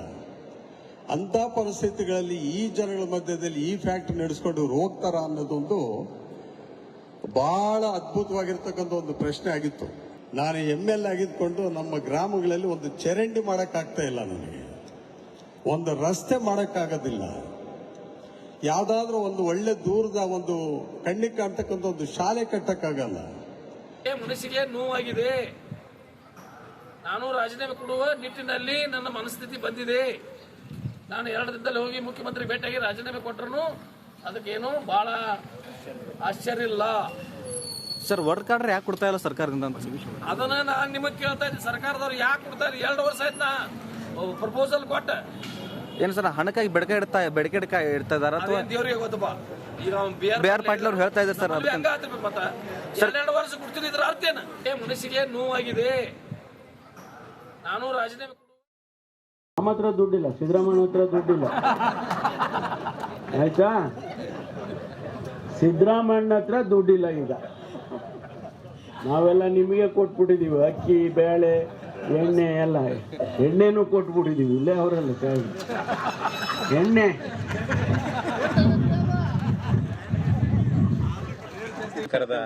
ಸಿದ್ದರಾಮಯ್ಯ ಹತ್ರ ದುಡ್ಡಿಲ್ಲ, ನಮ್ಮ ಹತ್ರ ದುಡ್ಡಿಲ್ಲ, ಎಲ್ಲ ಅಕ್ಕಿ ಬೆಳೆ ಎಣ್ಣೆ ನಿಮಗೆ ಕೊಟ್ಟು ಬಾಗಲಕೋಟೆಯಲ್ಲಿ ನಾನು ಆ ರೀತಿ ಏನು ಹೇಳಿಲ್ವಲ್ಲ. ದುಡ್ಡಿಲ್ಲ ಅಂತ ಯಾರು ಹೇಳಿದ್ದು? ನಾನೇ ಸಮರ್ಥನೆ ಮಾಡ್ಕೊಂಡಿದ್ದೀನಿ. ಬಡ್ಜೆಟ್ದು 4,9,00,000 ಹಣ ಬಡ್ಜೆಟ್, ಹೆಚ್ಚು ಬಡ್ಜೆಟ್ ಕೊಟ್ಟಿದ್ದಾರೆ ಅಂತ ಏನಿಲ್ಲ. ಸುಮ್ಮನೆ ಅವರೆಲ್ಲ ಎಣ್ಣೆ ಅಂತ ಇವರೆಲ್ಲ ತಮಾಷೆ ಮಾಡ್ತಾ ಇದ್ದಿದ್ದು ಹೇಳಿದೆಪ್ಪ ಅಷ್ಟೇ. ಈಗ ನೇರವಾಗಿ ಶಿವಗಂಗಾ ಬಸವರಾಜ್ ಅವ್ರ ಹತ್ರ ಹೋಗ್ತೀನಿ. ಬಸವರಾಜ್ ಅವರ ಈಗ ಕೇಳಿಸ್ಕೊಂಡ್ರೆ ಅಂತ ಭಾವಿಸ್ತೀನಿ ನಾನು. ಪ್ರಮುಖವಾಗಿ NY ಗೋಪಾಲಕೃಷ್ಣ ಅವರು ಮೊಳಕಾಲ್ಮೂರು ಕ್ಷೇತ್ರದ ಶಾಸಕರು ಕೊಟ್ಟಂತ ಹೇಳಿ, ಹಿರಿಯ ಶಾಸಕರು ಬ್ರೇಕ್ಗಿಂತ ಮುಂಚೆ ಅವ್ರ ಬಗ್ಗೆನೇ ಮಾತಾಡ್ತಾ ಇದ್ರು ದೇವರಾಜ್ ಅವರು. ಒಂದು ಚರಂಡಿ ಹಾಕ್ಸೋದಕ್ಕೂ ಕೂಡ ದುಡ್ಡು ಸಿಗ್ತಾ ಇಲ್ಲ, ರಸ್ತೆ ಮಾಡೋದಕ್ಕೆ ಆಗ್ತಾ ಇಲ್ಲ, ಗ್ರಾಮೀಣ ಭಾಗದಲ್ಲಿ ಜನರಿಗೆ ನಾವು ಮುಖವನ್ನು ತೋರಿಸೋದಕ್ಕೆ ಆಗ್ತಾ ಇಲ್ಲ ಅಂತೇಳಿ. ಇದು ಬೇರೆ ಪಕ್ಷದ ನಾಯಕರು ಹೇಳಿರೋದಲ್ಲ, ನಿಮ್ಮದೇ ಪಕ್ಷದ ಶಾಸಕರೊಬ್ರು ಹೇಳಿರೋದು, ಅದು ಹಿರಿಯ ಶಾಸಕರು ಸಾರ್ವಜನಿಕ ಸಭೆಯಲ್ಲಿ.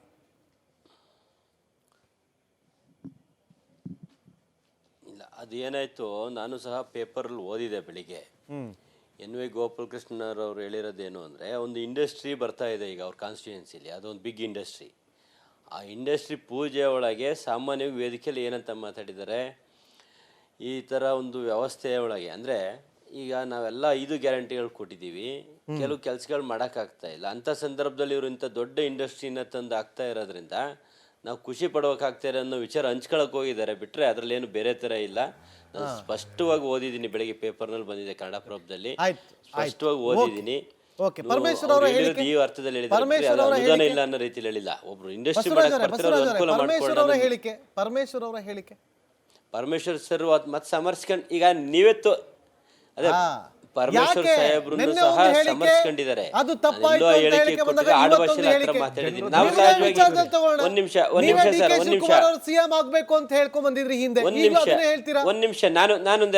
ಒಂದ್ ನಿಮಿಷ ಅವಕಾಶ ಕೊಡಿ, ಒಂದ್ ಸೆಕೆಂಡ್ ಅವಕಾಶ ಕೊಡಿ. ಅಲ್ಲ, ಒಂದು ಅವಕಾಶ ಕೊಡಿ. ನಮ್ಮಲ್ಲೂ ಸಹಜವಾಗಿ ತಾಯಂದ್ರು ಬರ್ತಾ ಇರ್ತಾರೆ, ಆ ಕೆಲಸ ಈ ಕೆಲಸ ದೇವಸ್ಥಾನಕ್ಕೆ ಅನುದಾನ ಕೊಡಿ ಅಂತ. ಸಾಮಾನ್ಯವಾಗಿ ನಾನು ಕಾಮಿಡಿ ಒಳಗೆ ಹೇಳ್ತಾ ಇರ್ತೀನಿ, 2,000 ರೂಪಾಯಿ ನಿಮ್ಮ ಮನೆಗೆ ಕೊಟ್ಟಿವಲ್ಲ, ತಾಮನ್ ಕೊಡ್ರಪ್ಪ ಮಾಡ್ಕೊಡ್ತೀವಿ. ಅದು ಆಡು ಭಾಷೆ, ಆಮೇಲೆ ಒಂದು ಸಾರ್ವಜನಿಕ ಸಂಬಂಧ, ಮತದಾರರ ಜೊತೆ ಸಂಬಂಧ, ಆ ಒಂದು ನಿಟ್ಟಿನಲ್ಲಿ ನಾವು ಮಾತಾಡ್ತೀವಿ. ಬಿಟ್ಟರೆ ನಾನು ಹಂಗೂ ಹೇಳ್ತೀನಿ, ಯಾರಾದ್ರು ರೆಕಾರ್ಡಿಂಗ್ ಮಾಡ್ಕೊಂಬಿಟ್ಟಿರಪ್ಪ, ಅದೇ ವೈರಲ್ ಆಗ್ಬಿಡ್ತದೆ ಅಂತೇಳಿ. ಸ್ವಾಭಾವಿಕ ಮಾತು ಬಿಟ್ಟರೆ ಅದು ಯಾರು ಇಂಟೆನ್ಷನಲ್ಲಿ ಯಾವುದೇ ಶಾಸಕರಿಗೂ ಯಾವುದೇ ಮಂತ್ರಿಗಳಿಗೂ ಅನುದಾನದ ಕೊರತೆ ಆಗಿಲ್ಲ. ನಿಮಗೇನಾದ್ರು ವೈರಲ್ ಚೆಕ್ ಮಾಡೋದಾದ್ರೆ ನನ್ನ ಕಾನ್ಸ್ಟಿಟ್ಯೂನ್ಸಿನೇ ಮಾಡಿಬಿಡಿ, ಉದಾಹರಣೆ ಕೊಡ್ತೀನಿ. ನಿಮ್ಮ ಕಾನ್ಸ್ಟಿಟ್ಯೂನ್ಸಿಗೆ ನಾವು ಬರ್ತೀವಿ, ನಾವು ನೋಡ್ತೀವಿ. ಆದರೆ ಇವತ್ತು ಕೊಟ್ಟಂತ ಹೇಳಿಕೆ, ನಾಳೆ ಅದನ್ನ ಸಮರ್ಥಿಸಿಕೊಳ್ಳುವಂತ ಕೆಲಸಗಳು ಇವತ್ತು ವಿಪಕ್ಷ ಆರೋಪ ಮಾಡ್ತಾ ಇದೆ. ಕಾಂಗ್ರೆಸ್ಗೆ ಕರ್ನಾಟಕದಲ್ಲಿ ಈಗ ಇರುವಂತ ಸರ್ಕಾರ ATM ಆಗಿದೆ ಅಂತೇಳಿ ವಿಪಕ್ಷದವರು ಗಂಭೀರವಾದಂತ ಆರೋಪವನ್ನ ಮಾಡ್ತಿದ್ದಾರೆ. ವಾಲ್ಮೀಕಿ ನಿಗಮದ ಹಣವನ್ನ ಮತ್ತೊಂದು ಸ್ಟೇಟ್ ನ ಎಲೆಕ್ಷನ್ಗೆ ಬಳಸ್ಕೊಳ್ತು. ಈಗ ಬಿಹಾರ ಎಲೆಕ್ಷನ್ ಬರ್ತಾ ಇದೆ, ಅದಕ್ಕೂ ಕೂಡ ಇವ್ರಿಗೆ ಹಣ ಬೇಕಲ್ಲ ಅಂತೇಳಿ ವಿಪಕ್ಷದವರು ಆರೋಪವನ್ನ ಮಾಡ್ತಿದ್ದಾರೆ. ಫ್ರೂನೇ ಆಗಿದೆಯಲ್ಲ ನಟರಾಜ್ ಗೌಡ್ರೆ,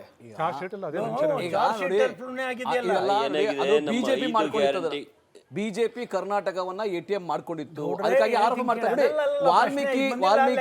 ವಾಲ್ಮೀಕಿ ನಿಗಮದ ಹಗರಣವನ್ನ ಸರ್ಕಾರ ತನಿಖೆಯಾಗಿ ಎಲ್ಲಾ ಹಣವನ್ನ ವಸೂಲು ಮಾಡಿ, ಯಾವುದೇ ಅಧಿಕಾರಿ ತಪ್ಪು ಮಾಡಿದ್ರು ಅವನ್ನ ಜೈಲ್ಗೆ ಹಾಕಿ ಹಣವನ್ನೆಲ್ಲ ವಸೂಲು ಮಾಡಿದ್ದಾರೆ. ಸೊ ಹಂಗಾಗಿ ಅದರೊಳಗೆ ನೋಡಿ, ಒಂದು ಯಾವುದೇ ರೀತಿಯ ಭ್ರಷ್ಟಾಚಾರದ ವಿಷಯ ಕಾಂಪ್ರಮೈಸ್ ಆಗಿಲ್ಲ. ಏನು ಈಗ ನೀವು ವಸತಿ ನಿಗಮದಲ್ಲಿ ಮನೆಗಳ ಹಂಚಿಕೆಯಲ್ಲಿ ನೀವೇನ್ ಹೇಳ್ತಾ ಇದ್ರಿ? ಕಳೆದ 4 ವರ್ಷ ಬಿಜೆಪಿ ಸರ್ಕಾರ ಇದ್ದಾಗ ಒಂದು ಮನೆನೂ ಹಂಚಿಕೆ ಮಾಡಿಲ್ಲ. ಈ ಸರ್ಕಾರ ಬಂದಾಗ ಹಂಚಿಕೆ ಮಾಡ್ತಾರೆ. ಆಮೇಲೆ ನೋಡಿ, ಆಮೇಲೆ ಪಂಚಾಯತಿ ಅಧಿಕಾರ ವಿಕೇಂದ್ರೀಕರಣ ಆಗಿದೆ. ಪಂಚಾಯಿತಿಗಳಿಗೆ ಅಧಿಕಾರವನ್ನ ಕೊಟ್ಟಿದ್ದಾರೆ. ನೀವು ಮನೆ ಫಲಾನುಭವಿಗಳನ್ನು ಗುರುತಿಸಿ ಅವ್ರಿಗೆ ಮನೆ ಕೊಡಿ ಅಂತ. ಇದು ಅಧಿಕಾರ ವಿಕೇಂದ್ರೀಕರಣ ಇರ್ತಕ್ಕಂಥದ್ದು. ಪಂಚಾಯತ್ ಅಲ್ಲಿ ಎಲ್ಲರಿಗೂ ಮನೆಗಳನ್ನ ವಿತರಣೆ ಮಾಡಿ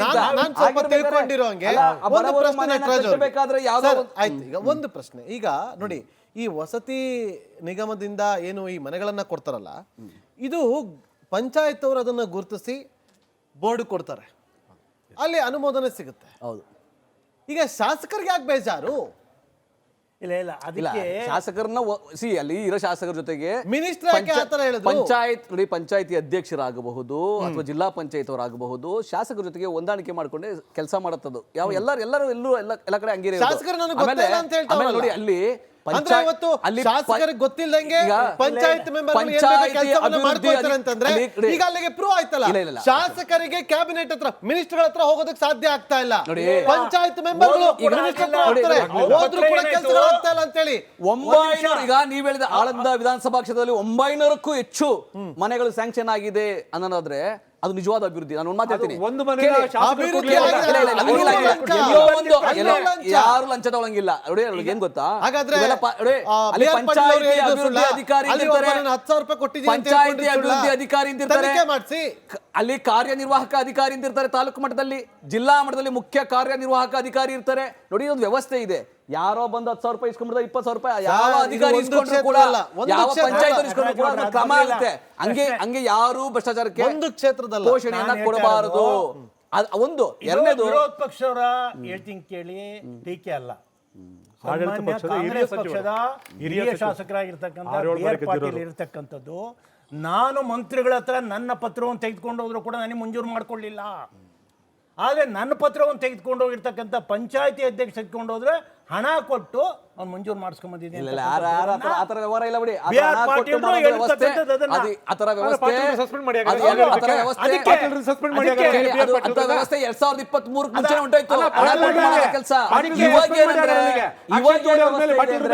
ಪಾರದರ್ಶಕವಾಗಿ ಕೆಲಸ ಏನಾಗಿದೆ ಗೊತ್ತಾ,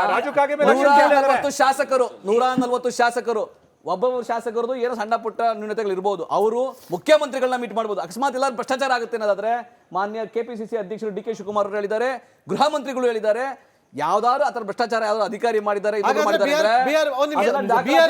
ಮಾಡ್ತಿರೋದು ಆರೋಪ ಸುಳ್ಳಾಗುತ್ತೆ. ನಾವೇನ್ ಹೇಳ್ತಾ ಇದೀವಿ ಗೊತ್ತಾ, ಆರೋಪವನ್ನ ಕರೆಕ್ಟಾಗಿ ಕಾಂಪಿಟೇಟಿವ್ ಅಥಾರಿಟಿ ಕೊಡಿ, ಮುಖ್ಯಮಂತ್ರಿಗಳಿಗೆ ಕೊಡಿ.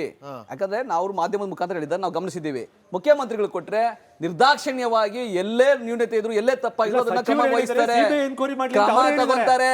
ಆಮೇಲೆ ನೋಡ್ರಿ, ಈಗ 140 ಶಾಸಕರು 244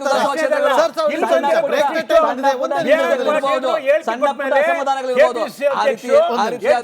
ಸಮರ್ಥನೆ ಮಾಡ್ಕೊಂಡಿದ್ದಾರೆ.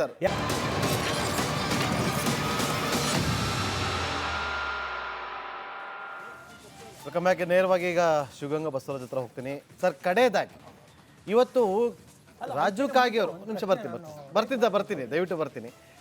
ಕಡೆಯದಾಗಿ ನನ್ನ ಪ್ರಶ್ನೆ, ರಾಜು ಕಾಗೆಯವರು ರಾಜೀನಾಮೆ ಕೊಡ್ತೀನಿ ಅಂತ ಹೇಳಿದ್ರು. ಇದು ಮೊದಲನೇ ಬಾರಿ ಏನು ಅಲ್ಲ ಅಂತ ನೀವು ಆಲ್ರೆಡಿ ಹೇಳ್ಬಿಟ್ಟಿದ್ದೀರಿ. ಆದರೂ ಕೂಡ ಕೇಳಬೇಕು, ಕೇಳ್ತಾ ಇದ್ದೀನಿ. ಇವತ್ತು ರಾಜು ಕಾಗೆಯವರು, ನಾಳೆ ಇನ್ನೊಬ್ಬರು, ನಾಡ್ದು ಮತ್ತೊಬ್ಬರು, ಇವತ್ತು ಅವ್ರು ಬಹಿರಂಗವಾಗಿ ಹೇಳ್ಕೊಂಡಿರ್ಬೋದು. ಆದರೆ ಕೆಲ ಶಾಸಕರು ಇವತ್ತು ಬಹಿರಂಗವಾಗಿ ಹೇಳ್ಕೊಳ್ಳೋದಕ್ಕೂ ಕೂಡ ಭಯ ಪಡ್ತಿದ್ದಾರಂತೆ. ಹೌದಾ? ಅವರಿಲ್ಲ ಅಂತಲೇ ಹೇಳೋದು ಬಸವರಾಜು. ಆ ಥರ ಯಾವುದು ವ್ಯವಸ್ಥೆ ಇಲ್ಲ ಸರ್. ಯಾಕಪ್ಪ ಅಂದರೆ ನಿಮಗೆ ಗೊತ್ತಿದೆ, ನಾನು ಬಹಿರಂಗವಾಗಿ ಎಂಥ ವಿಷಯ ಇದ್ರೂ ಮಾತಾಡಿದ್ದೀನಿ. ಈ ಹಿಂದೆ ಮಂತ್ರಿಗಳು ಫೋನ್ ಎತ್ತಿಲ್ಲ ಅಂತ ಸಂದರ್ಭದಲ್ಲೂ ಸಹ ಮಾತಾಡಿದ್ದೀನಿ. ಆ ಥರ ಏನಿಲ್ಲ. ಯಾರು ಶಾಸಕರಾದವರು ಎಲ್ಲ ರೀತಿಯ ಧೈರ್ಯ ಇದ್ದಂತಾರೆ ಶಾಸಕರ ಸ್ಥಾನಕ್ಕೆ ಬರೋದು. ಮನಸ್ಸಲ್ಲಿ ಇಟ್ಕೊಂಡು ಯಾರು ಇರೋ ಅಂಥ ವ್ಯವಸ್ಥೆ ಇಲ್ಲ. ರಾಜೀವ್ ಕಾಗೆ ಅವರು ವೈಯಕ್ತಿಕ ಅಭಿಪ್ರಾಯ ಹೇಳಿದ್ದಾರೆ ಬಿಟ್ಟರೆ, ಅವ್ರು ಆಮೇಲೆ ಸುಮಾರು ಸರಿ ರಾಜೀನಾಮೆ ಬಗ್ಗೆ ಮಾತಾಡಿದ್ದಾರೆ. ಸಹಜ ಅದು, ರಾಜೀನಾಮೆ ವಿಷಯ ಮಾತಾಡೋದು ಸಹಜ. ಅದರಲ್ಲೇನು ವಿಶೇಷತೆ ಕಲ್ಪಿಸೋದು ಬೇಕಿಲ್ಲ ಅನ್ಸುತ್ತೆ. ಮಾತಾಡಿದರೆ ಸಹಜ, ಮನ್ಸಿಗೆ ನೋವಾದಾಗ ಸಂದರ್ಭದಲ್ಲಿ ಮಾತಾಡಿರ್ತಾರೆ. ಕೆಲವೊಂದು ಸಂದರ್ಭದಲ್ಲಿ ನಾನು ಸಹ ಕೆಲವು ಬೇರೆ ಬೇರೆ ವಿಷಯದಲ್ಲಿ. ಈಗ ಬಸವರಾಜ್ ಅವರು ಅವ್ರ ಅಷ್ಟೇ ಹೇಳಿದ್ರು. ನಾನು ಹೇಳ್ತಕ್ಕಂಥದ್ದು ಏನು, ಇವತ್ತು ವಸತಿ ಯೋಜನೆ ಆಗಿರತಕ್ಕಂಥ ಅವ್ಯವಹಾರದ ಬಗ್ಗೆ ಬಿ.ಆರ್. ಪಾಟೀಲ್ರು ಅವ್ರು ಸೀನಿಯರ್ ಶಾಸಕರಿದ್ದಾರೆ, ಎತ್ತಿದ್ದಾರೆ. ಇನ್ನೂ ಒಂದು ಘಟನೆ ಹೇಳಿದ್ದಾರೆ. ಅವರು ಏನು ಹೇಳಿದ್ದಾರೆ ಅಂತಂದರೆ, KRDBನಲ್ಲಿ ಆಗಿರ್ತಕ್ಕಂಥ ಕೆಲಸಕ್ಕೆ 17 ಕೋಟಿ ರೂಪಾಯಿನ ಅಲ್ಪಸಂಖ್ಯಾತ ಇಲಾಖೆಯಲ್ಲಿ ಕೊಟ್ಟು ಹಣ ಡ್ರಾ ಮಾಡ್ಕೊಂಡಿದ್ದಾರೆ. ಈ ಸತ್ಯಾಸತ್ಯತೆಯನ್ನು ನಾನು ಜನಕ್ಕೆ ಹೇಳಿದ್ದೀನಿ ಅಂತಕ್ಕಂಥ ಮಾತನ್ನು ವಾದ ಮಾಡಿದ್ದಾರೆ. ಇಂಥ ಒಂದು ಸಂದರ್ಭದಲ್ಲಿ KPCC ಅಧ್ಯಕ್ಷರು ಇವತ್ತು ಒಂದು ಹೇಳಿಕೆ ಕೊಟ್ಟರು. ನಾನು ಅಂದರೆ ಮೊನ್ನೆನೇ ಹೇಳಿಕೆ ಕೊಟ್ಟರು, ಈ ರೀತಿ ಯಾವುದೇ ಕಾರಣಕ್ಕೂ ಆಗಿಲ್ಲ ಅಂತೇಳಿ ಅಂತ. ಆದರೆ ತಮ್ಮದೇ ಪಕ್ಷದ ಒಬ್ಬ ಶಾಸಕರು ಮಾತನಾಡಿದ ಸಂದರ್ಭದಲ್ಲಿ, ಯಾಕೆಂದರೆ ಅಧ್ಯಕ್ಷ ಸ್ಥಾನದಲ್ಲಿರ್ತಕ್ಕಂಥ ತಾವು ಅವ್ರನ್ನ ಕರೆದು ಕೂತು ಚರ್ಚೆ, ನಟರಾಜ್ ಗೌಡರು ಶಾಸಕರಾಗಿಲ್ಲ, ಇವರು ಕೂಡ ಶಾಸಕರಾಗಿದ್ದರೆ ಅವ್ರಿಗೆ ಅನುಭವ ಬರ್ತಿತ್ತು. ಈಗ MLC ಈಗ ನಾಳೆ ನಾಡದ್ರಲ್ಲಿ MLC ಆಗ್ತಾರೆ, ಅವ್ರು ಒಳ್ಳೇದಾಗಲಿ ಅಂತ ಬಯಸ್ತೀನಿ. ನಾನು ಅದ್ರ ಬಗ್ಗೆ ಎರಡನೇ ಮಾತಾಡೋಕ್ಕೆ ಹೋಗಲ್ಲ. ಆದರೆ ಏನಾಗಿದೆ ಅಂತಂದರೆ, ಇಂಥ ವಿಷಯಗಳು ಬಂದಾಗ ಏನು ಪಕ್ಷದ ಒಳಗಡೆ 4 ಗೋಡೆ ಅಂತರದಲ್ಲಿ ಕೂತು ಚರ್ಚೆ ಮಾಡೋವಂಥ ವಿಷಯಗಳು, ಆದರೆ ಬಹಿರಂಗವಾಗಿ ಹೇಳಿಕೆ ಬಂದಿದೆ ಅಂತಂದರೆ, ಈ ಸರ್ಕಾರ ಯಾವುದೋ ಒಂದು ಅಧೋಗತಿಗೆ ಬಂದಿರತಕ್ಕಂಥ ಸಂದರ್ಭದಲ್ಲಿ ಆ ಶಾಸಕರ ಬಾಯಿನಲ್ಲಿ ಬಂದಿರತಕ್ಕಂಥದ್ದು. ಸೊ ಅದನ್ನು ಸಮರ್ಥನೆ ಮಾಡ್ಕೊಳ್ತಕ್ಕಂಥ ವ್ಯವಸ್ಥೆಗೆ ಇವತ್ತು ಮಂತ್ರಿಗಳೇ ಹೇಳಿರಬೇಕಾದ್ರೆ ಎಲ್ಲ ಶಾಸಕರಿಗೂ ಕೂಡ ಒಂದು ರೀತಿಯಲ್ಲಿ ತುಗುಡ ಶುರುವಾಗಿದೆ. ಈ ಸರ್ಕಾರ ಅಭದ್ರ ಅಂತಕ್ಕಂಥದ್ದು. ಆ ಹಿನ್ನೆಲೆಯಲ್ಲಿ ನಾನು ಹೇಳ್ತಕ್ಕಂಥದ್ದು, ಇದು ಸಮರ್ಥನೆ ಮಾಡ್ಕೊಳ್ತಕ್ಕಂಥದ್ದಲ್ಲ, ಇರ್ತಕ್ಕಂಥದ್ದನ್ನು.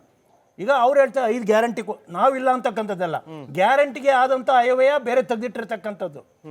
ಆದರೆ ಹಣ ಇಟ್ಟಿರ್ತಕ್ಕಂಥ ಒಂದು ಸಂದರ್ಭದಲ್ಲಿ ನನ್ನ ಕ್ಷೇತ್ರದಲ್ಲಿ ಕೆಲಸಗಳಾಗ್ತಿಲ್ಲ, ಈ ರೀತಿ ಮಾತು ಬಂದ ಸಂದರ್ಭದಲ್ಲಿ ಅವ್ರಿಗೆ ಏನು, ಈಗ ಗೋಪಾಲಕೃಷ್ಣ ಸಾಗರ ಶಾಸಕರು ಅವರೇ ಹೇಳಿದ್ದಾರೆ, ಇಲ್ಲ ಮಂತ್ರಿ ರಾಜೀನಾಮೆ ಕೊಡಿಸ್ಬೇಕು. ಸೊ ತನಿಖೆ ಆದ ನಂತರ ಏನಾದರೂ ಕೂಡ ಪ್ರೂವ್ ಆಗಲಿಲ್ಲ ಅಂತಂದರೆ ಅವ್ರು ಮತ್ತೆ ತಗೊಳ್ಳಿ, ನಾಗೇಂದ್ರನ ಯಾವ ರೀತಿ ಮಾಡಲಿಲ್ಲ ಅಂತೇಳಿ ಅಂತ, ಆ ರೀತಿ ತಗೊಳ್ಳಿ ಅಂತೇಳಿ ಅಂತ. ಆದರೆ ಇವರು ಕೂಡ ಕರೆದಲ್ಲೇ ಅವ್ರನ್ನೂ ಕೂಡ ಮಾತನಾಡಿಸಲಿ ಸಂದರ್ಭದಲ್ಲಿ ಸಾರ್ವಜನಿಕರಿಗೆ ಏನು ಹೇಳ್ತೀರಿ ನೀವು? ಅದು ನಟರಾಜ್ ಗೌಡರು ಹೇಳಿದ್ರು, ವಿಶ್ವಾಸಸಂಸ್ಥೆ ಕರ್ನಾಟಕದ ಸರ್ಕಾರಕ್ಕೆ ಸರ್, ಈಗ ಒಂದು ಒಂದು ಒಳ್ಳೆ ಮಾರ್ಕ್ಸ್ ಕೊಟ್ಟಿದೆ ಅಂತ ಹೇಳಿ ಅಂತ. ನಾನಿಲ್ಲ ಅಂತಕ್ಕಂಥದ್ದಲ್ಲ ಗೌಡ್ರೆ. ಕಡೆಯದಾಗಿ ಈಗ ಇದನ್ನ ಬಿಜೆಪಿ ಹೋರಾಟ ಮಾಡ್ತಾ ಇಲ್ವಾ? ಎಸ್ ಖಂಡಿತವಾಗಿ ಕೂಡ ಭ್ರಷ್ಟಾಚಾರದ ವಿರುದ್ಧ ಕೇವಲ ನಮ್ಮ ಹೇಳಿಕೆಗೆ ಪಕ್ಷ ಮಾತ್ರ ಸೀಮಿತ ಆಗುತ್ತಾ? ಇಲ್ಲ, ಹೇಳಿಕೆ ಪ್ರಶ್ನೆ ಇಲ್ಲ. ಯಡಿಯೂರಪ್ಪ ಹತ್ರ ಬಾವಿ ಇಳಿದು ಪ್ರತಿಭಟನೆ ಹೌದು. ಮಾಡೋದು ಆ ಥರ ಆಗುತ್ತಾ? ಈಗ ನಾವು ಈಗಾಗಲೇ ಖಂಡಿತವಾಗ್ಲೂ ಪ್ರಾರಂಭ ಆಗುತ್ತಾ? ಮಾಡಿದ್ದೇವೆ. Okay. ಇದು ಕಟ್ಟ ಕಡೆಯ ಬೂತ್ ಮಟ್ಟದ ತೆಗೆದುಕೊಂಡು ಹೋಗಿರ್ತಕ್ಕಂಥ ಭ್ರಷ್ಟಾಚಾರದ ವಿರುದ್ಧ ಹೇಳಿಕೆಗೆ ಹೋರಾಟ ಮಾತ್ರ ಸೀಮಿತ ಆಗುತ್ತಾ? ಇಲ್ಲ, ಸಾಧ್ಯನೇ ಇಲ್ಲ. ಯಾವುದೇ ಕಾರಣಕ್ಕೂ ಇಲ್ಲ, ನಾವು ಹೋರಾಟ ಮಾಡ್ತೀವಿ. ಈಗ ಎಸ್ ಆರ್ ನೋ ಅಷ್ಟೇ ನನಗೆ ಬೇಕಾಗಿರೋದು ಆನ್ಸರ್. ರಾಜ್ಯ ಸರ್ಕಾರದ ಬಳಿ ಗ್ಯಾರಂಟಿಯನ್ನ ಸರಿದೂಗಿಸುವ ಸಲುವಾಗಿ ಅಭಿವೃದ್ಧಿ ಆಗ್ತಾ ಇಲ್ಲ ಅನ್ನೋ ವಿಚಾರವನ್ನ ಕೆಲವರು ಅವ್ರದೇ ಪಕ್ಷದಲ್ಲಿ ಹೇಳ್ಕೊಂಡಿದ್ದಾರೆ. ಒಪ್ತೀರಾ ಇಲ್ವಾ? ಅಲ್ಲ, ಪ್ರಾರಂಭದಲ್ಲಿ ಆ ಒಂದು ಪರಿಸ್ಥಿತಿ ಇದ್ದಿದ್ದು ಸತ್ಯ. ಆದರೆ ಈಗೇನಾಗಿದೆ, 2 ವರ್ಷದ ಅವಧಿಯಲ್ಲಿ ಹಾಕಿರ್ತಕ್ಕಂತಹ ಟ್ಯಾಕ್ಸ್ ಇದೆಯಲ್ಲ, ಅದರಿಂದ ಏರಳವಾದ ಹಣ ಬರ್ತಿದೆ. ಅದನ್ನು ಭ್ರಷ್ಟಾಚಾರಕ್ಕೆ ಉಪಯೋಗ ಮಾಡಲಿಕ್ಕೋಸ್ಕರ ಯೋಜನೆಗಳನ್ನು ಈ ಸರ್ಕಾರ ರೂಪಿಸ್ತಾ ಇದೆ. ಕಡೆಯದಾಗಿ ಈಗ ನೋಡಿ, ಅಭಿವೃದ್ಧಿ ಅನ್ನೋದೇ ಅಷ್ಟೇ ಈ ಸರ್ಕಾರದ ಗುರಿ. ಭ್ರಷ್ಟಾಚಾರ ಜೊತೆಗೆ ಕಾಂಪ್ರಮೈಸ್ ಇಲ್ಲ. ಆದರೆ ಬಿಜೆಪಿ JDS ಅವರು ಏನೇ ಆರೋಪ ಮಾಡಲಿ, ಅಭದ್ರ ಇರೋದು ಬಿಜೆಪಿಯ ರಾಜ್ಯಾಧ್ಯಕ್ಷರು, ಬಿಜೆಪಿಯ ವಿರೋಧ ಪಕ್ಷದ ನಾಯಕರದ ಕುರ್ಚಿ ಅಭದ್ರವಾಗಿದೆ, ಸರ್ಕಾರ ಭದ್ರವಾಗಿದೆ. ಮುಂದಿನ 2033ವರೆಗೂ ಕಾಂಗ್ರೆಸ್ ಸರ್ಕಾರನೇ ಇರುತ್ತೆ. ಈ ಗ್ಯಾರಂಟಿ ಯೋಜನೆಗಳು ಮುಂದುವರಿತವೆ. ಎಲ್ಲಾ ಕ್ಷೇತ್ರಗಳಿಗೂ ಸರ್ವಾಂಗೀಣ ಅಭಿವೃದ್ಧಿ ಈ ಸಿದ್ದರಾಮಯ್ಯ ಸರ್ಕಾರದಲ್ಲಿ ಆಗ್ತಾ ಇದೆ. ಇವತ್ತು ಈ ಚರ್ಚೆಯಲ್ಲಿ MLA ಅವರು ಹೇಳಿದಂತೆ ಅವರ ಕ್ಷೇತ್ರ ಜನರು ಕೂಡ ನೋಡ್ತಿದ್ದಾರೆ. ಕಾಂಗ್ರೆಸ್ ವಕ್ತಾರರಾಗಿರುವಂಥ ನಟರಾಜ್ ಅವರು ಕೂಡ ಹೇಳಿದ್ದಾರೆ, ಸರ್ಕಾರದಲ್ಲಿ ಯಾವುದೇ ಸಮಸ್ಯೆ ಇಲ್ಲ, ಎಲ್ಲವೂ ಕೂಡ ಅಭಿವೃದ್ಧಿ ಅಂತ ಸಾಗ್ತಾ ಇದೆ. ಎಲ್ಲ ಯಾರಿಗೆ ಫಲಾನುಭವಿಗಳಿಗೆ ಗ್ಯಾರಂಟಿ ಯೋಜನೆ ಸಿಗಬೇಕು ಅದೆಲ್ಲವೂ ಕೂಡ ಸಿಗ್ತಾ ಇದೆ ಅಂತ ಹೇಳಿದ್ದಾರೆ. ಅದು ಜನರಿಗೆ ಗೊತ್ತಿದೆ ಸಿಗ್ತಾ ಇದೆಯೋ ಇಲ್ಲೋ ಅಂತೇಳಿ ನಾವು ಜನರಿಗೆ ಬಿಡ್ತಾ ಇದ್ದೀವಿ. ಎಲ್ರಿಗೂ ಕೂಡ ಥ್ಯಾಂಕ್ ಯು ಸೋ ಮಚ್ ಈ ಚರ್ಚೆಯಲ್ಲಿ ಭಾಗಿಯಾಗಿದ್ದಕ್ಕೆ. ನೋಡ್ತಾ ಇರಿ ರಿಪಬ್ಲಿಕ್ ಕನ್ನಡ, ಇದು ನಿಮ್ಮ ಧ್ವನಿ.